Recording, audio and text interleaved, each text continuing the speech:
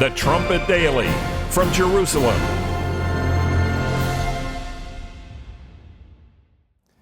Greetings, everyone. According to Jewish tradition, God first appeared to the prophet Samuel when he was just 13 years old. Samuel arrived on the scene in Israel after a miserable 450-year period when there was no king and when every man did that which seemed right in his own eyes. During the days of Samuel's youth, the Bible says there had been no open vision in Israel.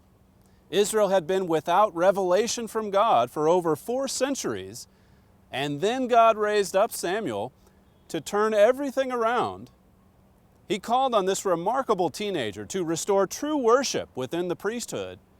He used Samuel to raise up the ruins that were left buried during the rebellious period of the judges. He called on Samuel to restore righteous leadership and true education within the land of Israel. The life of Samuel truly is one of the more remarkable stories in all the Bible. Let's begin our study today in 1 Samuel and chapter 3. 1 Samuel 3. As a youth, Samuel served and obeyed God in the temple, and before that his parents had taught the young boy to properly fear and respect God's authority and to obey his laws. Picking up the account in 1 Samuel 3, verse 2, it says, "And it came to pass at that time when Eli was laid down in his place, and his eyes began to wax dim, that he could not see. And ere the lamp of God went out in the temple of the Lord, where the ark of God was, and Samuel was laid down to sleep." So God here was about to move his lamp. Psalm 119, 105 says, "The Bible is like a lamp unto our feet." But it also says in the Gospels that God has hidden his truth from the so-called wise and prudent of this world, and he's revealed it unto babes, those who are childlike and who submit to God. So it's not enough to merely have the Bible sitting on your shelf. Jesus said we also need a childlike attitude when we study, so that God can open our minds to understand what we're reading, to understand what we're studying. Now notice the attitude of this God-fearing youth, this youngster named Samuel. Verse 4, "That the Lord called Samuel, and he answered, Here am I. And he ran unto Eli and said, Here am I, for you called me. And he said, I called not, lie down again. And he went and lay down, and the Lord called yet again, Samuel. And Samuel arose and went to Eli and said, Here am I, for you did call me. And he answered, I called not, my son, lie down again. Now Samuel did not yet know the Lord, neither was the word of the Lord yet revealed unto him." So he didn't yet know it was God who was calling him. He thought it was Eli, yet even then, look at how quick he was to hop right out of bed and to run to Eli's side. What a wonderful attitude in this young lad. Verse 8 says, "And the Lord called Samuel again the third time, and he rose and went to Eli and said, Here am I, for you did call me. And Eli perceived that the Lord had called the child." Here Samuel's referred to as a child. As I said at the top, he may have been around 13 years of age or so. Verse 11 continues, "And the Lord said to Samuel, Behold, I will do a thing in Israel at which both the ears of every one that hears it shall tingle. In that day I will perform against Eli all things which I have spoken concerning his house. When I begin, I will also make an end, for I have told him that I will judge his house forever for the iniquity which he knows, because his sons made themselves vile, and he restrained them not." So the problem here in Eli's family, as I covered in a previous program, was not so much the boys as it was the parents who didn't do enough to restrain these boys. They didn't stop the boys from bringing all of these sins into the priesthood. Just to give you a quote from the God Family Vision, a book that we'll make available to you for free, if you request it, on page 39, my father writes, "Eli wouldn't listen to God. He listened to what was popular and politically correct in Israel. Had he restrained his sons, people might have said, Oh, you harsh man." So he just let them go. And Israel would have been destroyed if not for God's intervention. Which was more harsh? My father asks. Which was more harsh? Correcting those two lads telling them that they weren't going to be able to bring those kinds of pagan practices into the priesthood, or the correction that would then come upon the whole nation because of that sin. Verse 14 says, "And therefore I have sworn unto the house of Eli that the iniquity of Eli's house shall not be purged with sacrifice nor offering forever." And so God gave Samuel this disturbing prophecy to deliver. Verse 15 says, "And Samuel lay until the morning and opened the doors of the house of the Lord, and Samuel feared to show Eli the vision." And you can certainly see why. Eli's sons, Hophni and Phinehas, were probably a fair bit older than Samuel, and maybe boys that he looked up to when he was a little boy. And here Samuel now is just a teenager. Who was he to go to Eli, his mentor, about these rebellious sons of Eli's? It wasn't an easy task, but he had to do it. And God was testing Samuel to see if Samuel would obey God rather than men. Verse 16, "Then Eli called Samuel and said, 'Samuel, my son.' And he answered, 'Here am I.' And he said, 'What is the thing that the Lord has said unto you? I pray you, hide it not from me. God do so to you, and more also, if you hide anything from me of all the things that he said unto you.' And Samuel told him every whit, and hid nothing from him. And he said, 'It is the Lord. Let him do what seems him good.'" Notice here, Samuel, even as a teen, didn't run away from the responsibility of delivering God's corrective message to the house of Eli. And if you think about the courage and the character of this little teenager, that's really what Eli should have had when going after his sons. That's the approach he should have taken as the father of his family when dealing with those rebellious sons. Go and deal with the problem, face or confront the obstacle. Verse 19 continues, "And Samuel grew, and the Lord was with him, and did let none of his words fall to the ground. And all Israel, from Dan even to Beersheba, knew that Samuel was established to be a prophet of the Lord." So everyone in Israel knew that this young man was a prophet. There had been such a long dry spell as far as new revelation goes, but now, finally, here was a prophet of God, a youngster at that, but a prophet of God. Verse 21 says, "And the Lord appeared again in Shiloh, for the Lord revealed himself to Samuel in Shiloh by the word of the Lord." So God had appeared unto Samuel in some form back in verse 10, as we just read, and here he appears unto Samuel again in Shiloh. Shiloh, of all places. That's the place that when Joshua took the Israelites into the promised land, that's where they set up and established a headquarters. Shiloh was the first headquarters. Shiloh was where the tabernacle and the ark were located. This was Shiloh's glorious history, and now here was God appearing to this young prophet. But if you continue the story, not just here, but over in other prophecies, like in the book of Jeremiah, you see that Shiloh also had a very tragic ending. You can read a little bit about that here in chapter 4. Let's just look at some of that history. At the beginning of chapter 4, we read about this skirmish between the Philistines and the Israelites. Israel had sustained heavy casualties, and so the people were very distraught. They thought, well, how did this happen? How did we lose to the Philistines? We're supposed to win. Verse 3 of chapter 4 says, "And when the people were come into the camp, the elders of Israel said, Wherefore has the Lord smitten us today before the Philistines? Let us fetch the ark of the covenant of the Lord out of Shiloh unto us, that when it comes among us, it may save us out of the hand of our enemies." So the Israelites thought that, well, because the ark wasn't there with them, that's why they must have lost. In actual fact, they were defeated because of their pagan religious practices, because of their rebellion against God's laws. And it's for that reason that God withheld his protection. They wanted the ark in the midst of their army, not because they feared God, but because they had become superstitious and ignorant. They had drifted far from God. There was no new revelation in the land.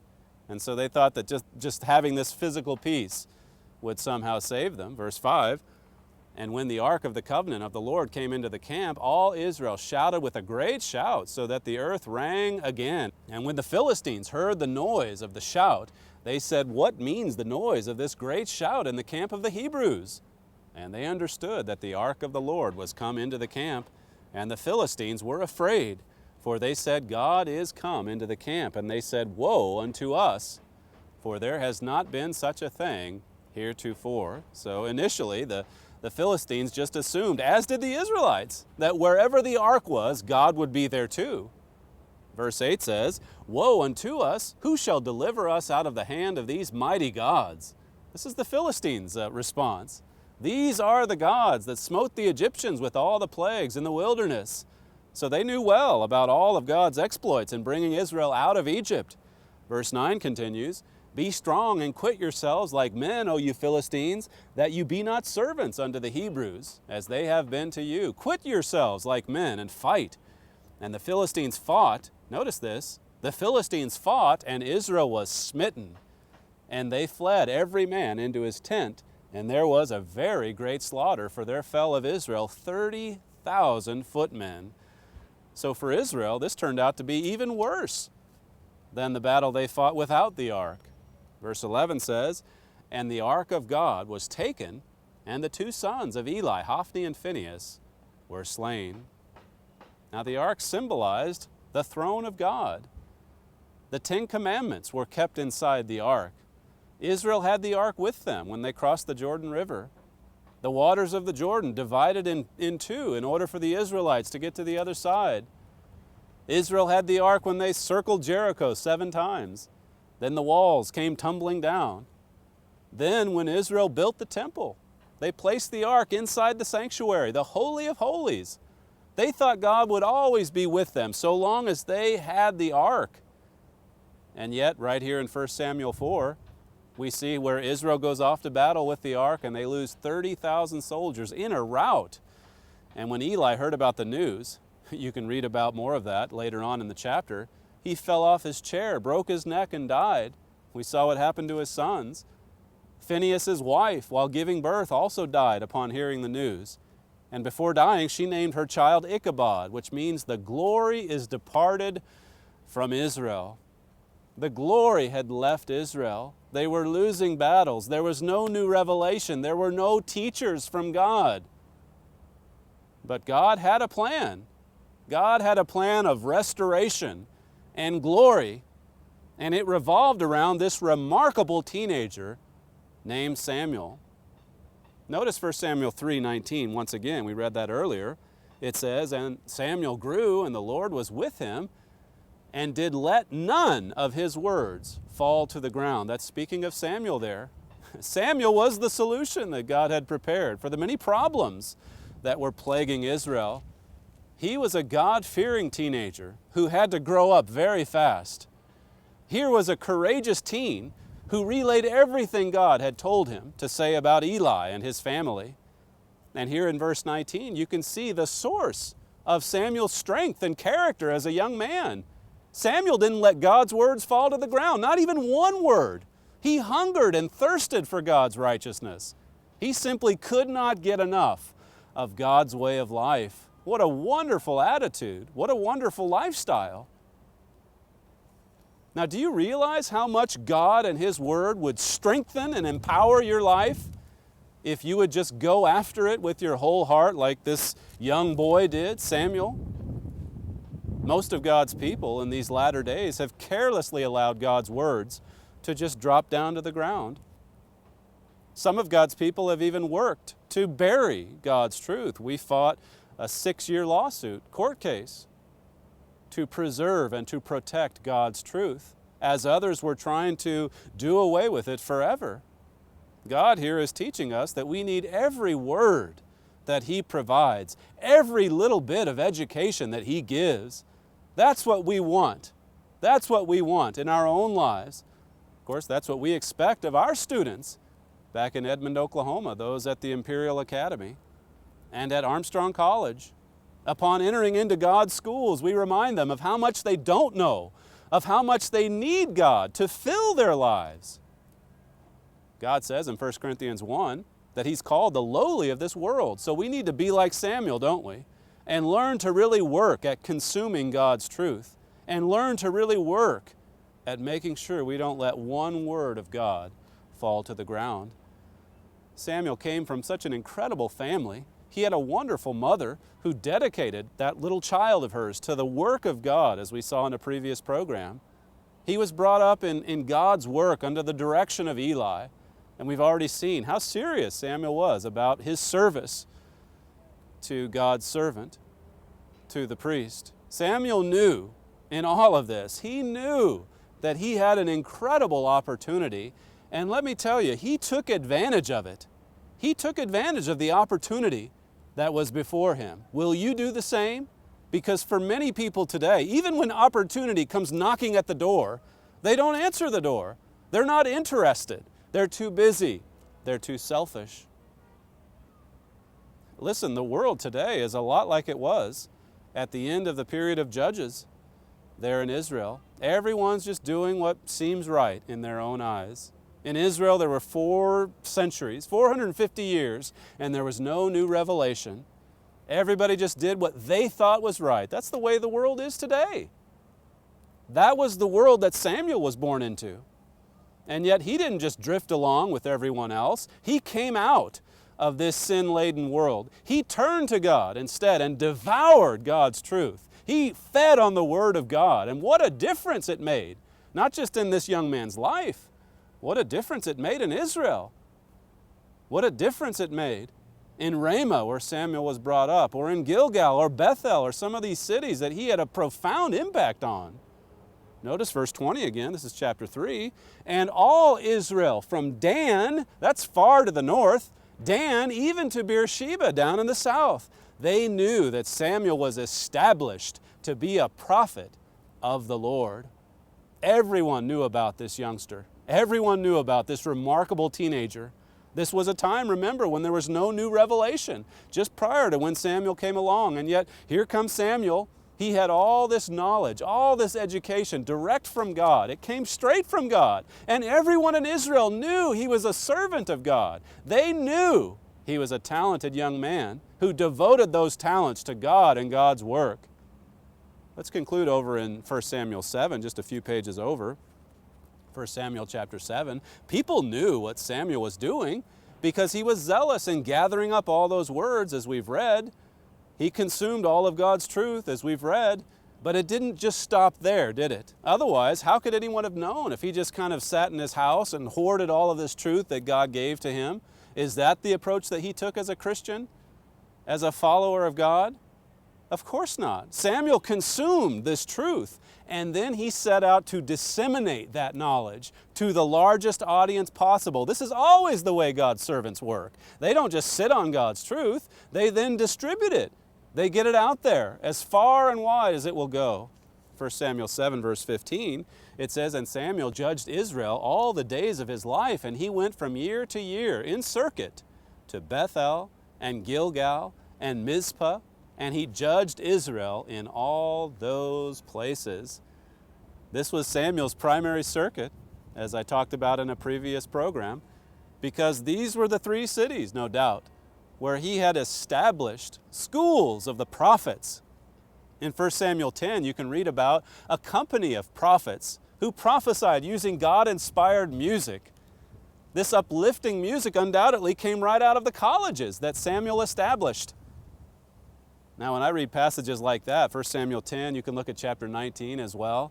When I read passages like this about the colleges of Samuel's day, I can't help but to think they must have been a lot like Armstrong College or Ambassador College, which was established and raised up by Herbert W. Armstrong himself. And we've continued right on in that same tradition with Herbert W. Armstrong College there in Edmond, Oklahoma, where we teach young people from all over the world true education, where they get a liberal arts education training that includes theology, yes, but also history and literature and international relations and singing and dancing and poetry and writing and speaking and social activities and dating and sports and all kinds of things such as that.